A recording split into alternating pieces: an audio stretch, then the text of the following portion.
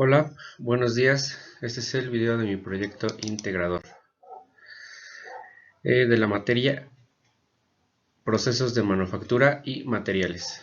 Mi número de matrícula es AL082567. Mi nombre es Eric Alfredo Varas Juárez. Estoy estudiando la carrera de Ingeniería en Tecnologías Computacionales en la modalidad de CNCI virtual. En este proyecto responderemos ciertas preguntas que daremos a continuación. ¿Cómo se genera la viruta? Ok, la viruta se genera mediante un proceso conocido como mecanizado, que implica la remoción de material de una pieza mediante el uso de herramientas de corte. Estas herramientas pueden ser, por ejemplo, brocas, fresas, tornos, sierras, etc. El proceso de generación de viruta ocurre cuando la herramienta de corte aplica fuerza sobre la pieza de trabajo y remueve el material en forma de pequeñas partículas a las que se les considera virutas. Estas virutas se forman debido a la fricción y a la deformación plástica que se produce entre la herramienta de corte y el material de trabajo. ¿Cuáles son los 5 tipos de virutas y en qué consisten? Existen 5 tipos de virutas. Una de ellas es la viruta continua. En este tipo de viruta se caracteriza por tener una forma larga y continua, similar a una cinta o cinta de papel enrollada. La viruta discontinua. Son fragmentos más cortos y separados que se generan cuando el material de trabajo se corta en pequeñas piezas. La viruta enrollada. Este tipo de viruta se forma en operaciones de torneado y consiste en una espiral o bobina de material cortado. Viruta en forma de astilla. Las virutas en forma de astilla son delgadas y alargadas, con una forma similar a una astilla o una cuchilla afilada. Viruta en forma de polvo. En ciertos casos, especialmente al mecanizar materiales blandos o quebradizos como el plástico o el yeso, se pueden generar virutas en forma de polvo fino. ¿Cuáles son las consideraciones para elegir los datos de corte correctos? Al seleccionar los datos de corte adecuados al mecanizado, es importante considerar varios factores para lograr unos resultados óptimos y seguros. Primero, el material de trabajo. El tipo de material que se está mecanizando es fundamental para determinar los datos de corte adecuados. Segundo, herramientas de corte. La elección de las herramientas de corte también influye en los datos de corte. Factores como el material de la herramienta, el revestimiento, la geometría de corte y la cantidad de filos afectará la velocidad de corte y alimentación recomendadas. Y por último, la velocidad de corte. La velocidad de corte se refiere a la velocidad periférica a la que gira la herramienta de corte durante el mecanizado y debe de establecerse dentro de un rango óptimo para el material y la herramienta utilizados. ¿Por qué son necesarias la fuerza y la potencia? Son dos conceptos fundamentales en el mecanizado y son necesarios por varias razones. Una, remoción de material. La fuerza necesaria para aplicar la presión adecuada entre la herramienta de corte y la pieza de trabajo, permitiendo así la remoción de material. La fuerza empuja la herramienta de corte contra el material, lo que provoca la deformación y la separación del mismo en forma de viruta. El control del corte. La fuerza juega un papel crucial en el control del corte. La fuerza excesiva puede provocar vibraciones, deformaciones en la pieza de trabajo, desgaste excesivo de la herramienta y una calidad de corte deficiente. La potencia de la máquina. La potencia es la cantidad de trabajo realizado por unidad de tiempo. En el mecanizado, la potencia está relacionada con la capacidad de la máquina para realizar el corte y superar las resistencias del material y las fuerzas de corte. ¿Qué es el acero?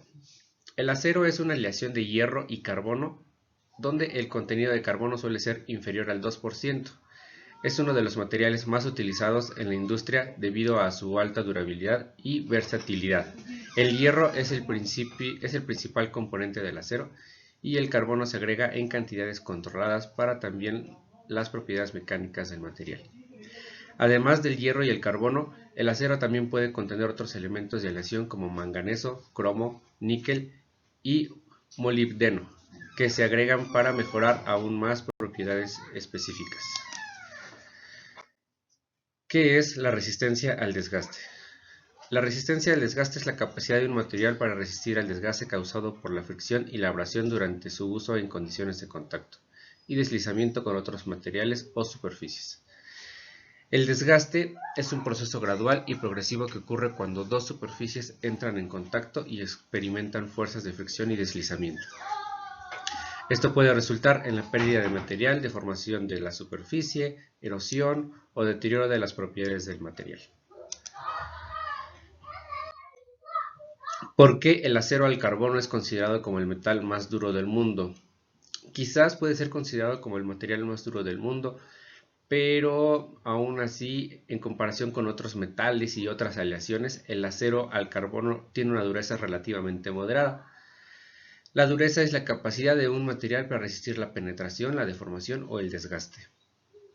Aquí hay otros tres ejemplos de los materiales más duros, que es el diamante, el nitruro de bono cúbico y el carburo de tungsteno.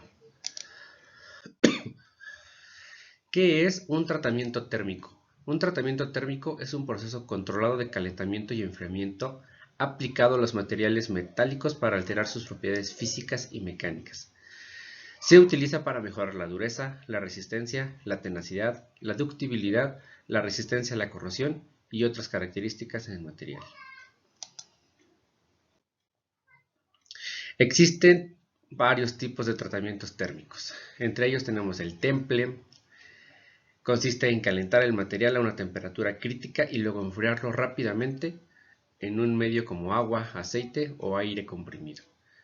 Recocido implica recalentar el material a una temperatura específica y luego enfriarlo lentamente en un horno controlado. Revenido. Después del temple, el material se calienta a una temperatura moderada, luego se enfría lentamente.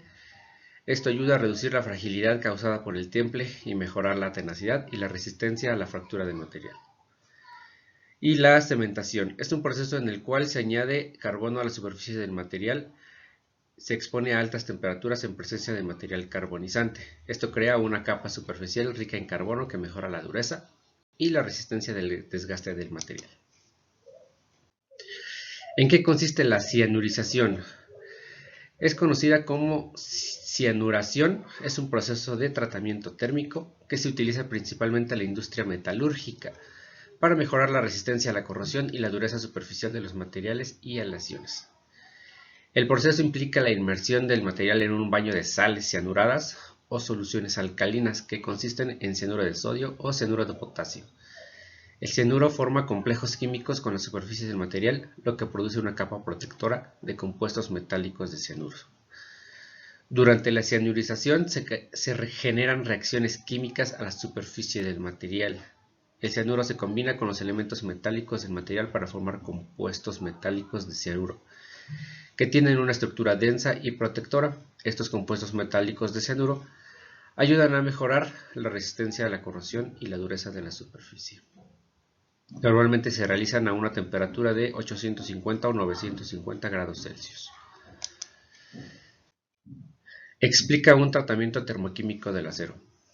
El proceso que yo elegí es la nitrocarburación. Es un proceso de tratamiento termoquímico que se utiliza para mejorar las propiedades superficiales del acero, incluyendo la dureza, la resistencia al desgaste y la resistencia a la corrosión.